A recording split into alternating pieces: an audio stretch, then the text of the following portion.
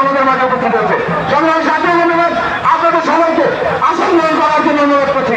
কেউ দাঁড়িয়ে থাকবেন না, দয়া করে আসন গ্রহণ করুন। প্রথমে বিএনপির সকল স্বেচ্ছাসেবী ভাইদের দৃষ্টি আকর্ষণ করছি।